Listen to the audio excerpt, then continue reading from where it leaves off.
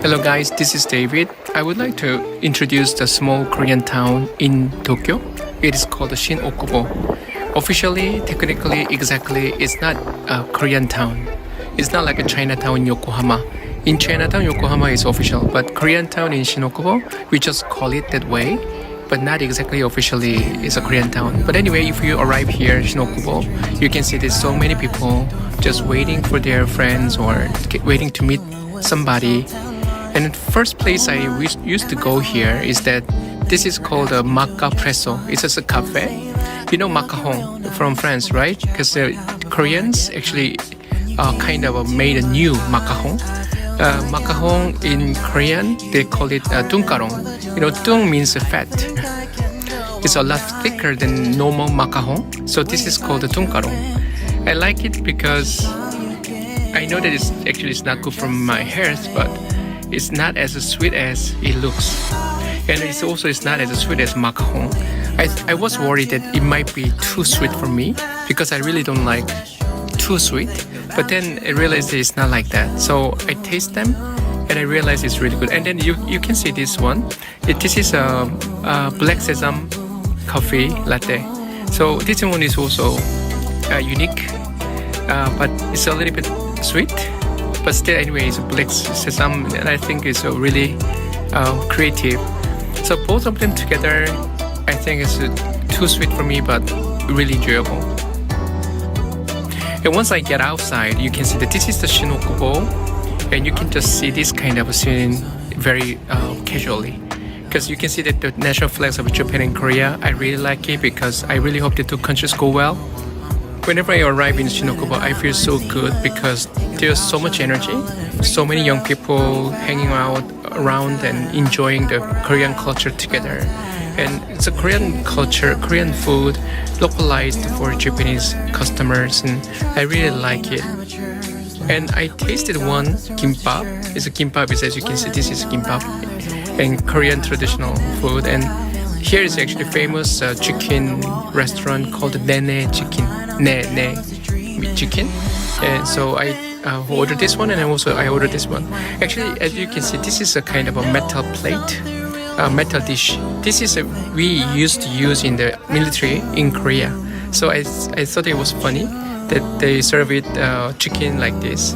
And this chicken is sauced chicken without any bones inside. It's quite sweet, but it's enjoyable also.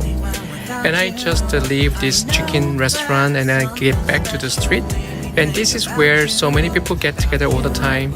And I really like looking at people, watching people, because I can see that they are really enjoying the so-called K-pop or K-dramas and just that culture. It's not about just one way that, oh, I'm so proud of Korean culture and K-pop and K-dramas. And it's not like that. I just enjoy because people enjoy it. I can see that the two countries are getting together and that they actually enjoy the Korean culture together.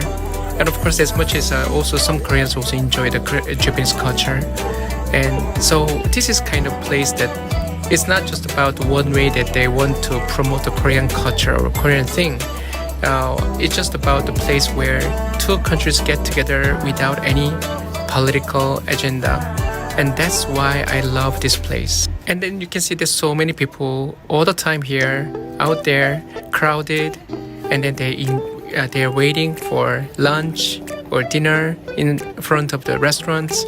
Some restaurants are really popular, some restaurants are not very popular, but in the end, it all comes down to what they saw in the Korean dramas, and they want to enjoy some food they saw in the dramas, which is really funny for me because I never thought that way.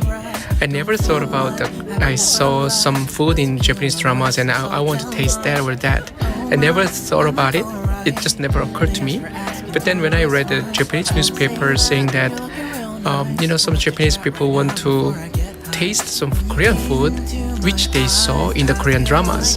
And it was like a newspaper in Japan, and I didn't even think about it, and I thought it was so really interesting. So as you can see, so many people here. Yeah, you can see that? Yes.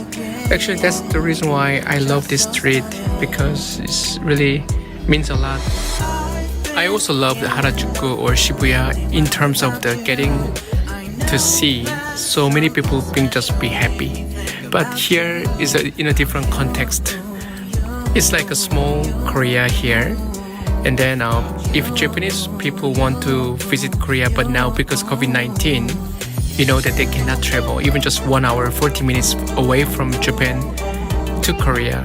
It's unfortunate. And I thought to myself, what if we also have this kind of town in everywhere? Like, I mean, if I want to go to the Vietnam, but I cannot go to Vietnam, then if there's any Vietnamese town or Indian town, I think that can be also interesting.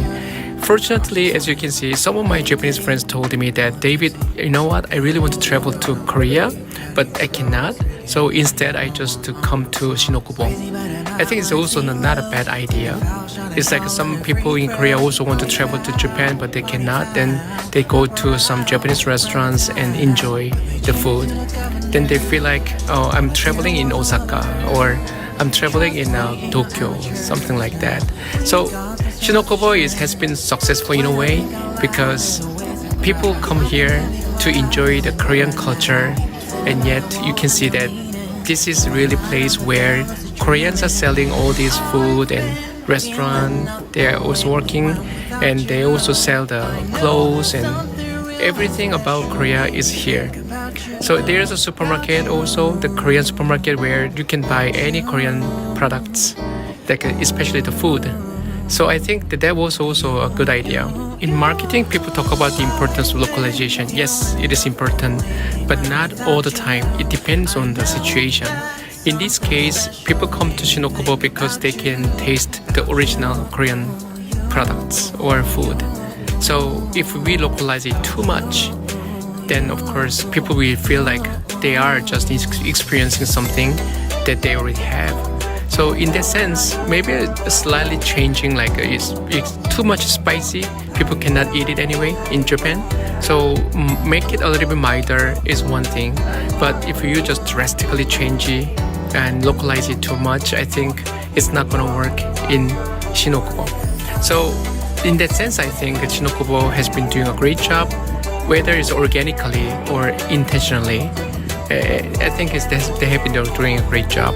So I think it's just organic, but at the same time, it's been a big hit, and you can see that people really enjoy it.